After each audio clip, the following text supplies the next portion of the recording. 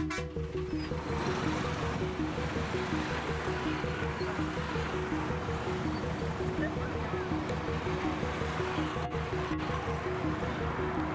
any disaster, the most important thing is to get the right resources to the right people on the ground. Without a map, that can be almost impossible. Let me give you an example. Of 2014, the Ebola outbreak.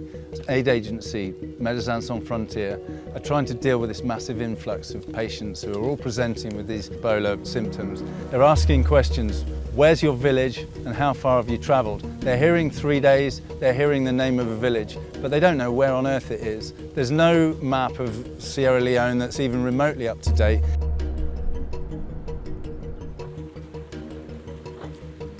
Today, around 1 billion people on this planet don't exist on a map or in any kind of universally understandable way.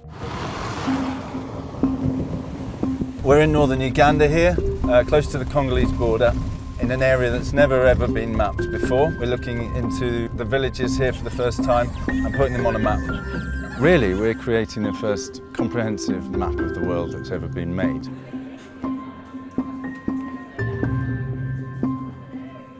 I'm Carly, I live in London and I volunteer with Humanitarian OpenStreetMap. I've just finished work, I've come along to a mapathon. It's essentially an event, it's a group of people getting together to put people on the map. So the task is for us to just draw outlines and trace over buildings and roads, things we can see. Something like this is so easy to do. It's just trace around the corners of each building and I've added it to the map. Then community mappers on the ground can kind of go in and say exactly what that building is and what it's used for. For me, the reason I got involved is I take maps for granted, so if I want to get from A to B, I'll just get up my phone, there's a map there. But actually, there are parts of the world where people aren't on the map, and these are parts of the world that are really vulnerable to humanitarian crises, disasters, and disease outbreaks as well. The value of having a map is huge. What I've got on the screen here, I've got a map. The London Mapathon has been mapping this area. It's got shapes on it, but we don't know what those shapes are. They might be hospitals, they might be schools, they might be churches, and we'll go in there and tag them with the characteristics that can be useful for emergency response. We've got a team of surveyors out here on motorbikes, and they're going through the bush and going to every outpost and every village. Each time these guys do a survey in a village or community, they ask certain questions. How many children are in this school? 80. How many teachers are in the facility? 2 only. So what were just unknown shapes, boxes and lines, now become roads, houses, schools and hospitals with values added to them. And the map becomes a real live information system. Thank you so much. Thank you.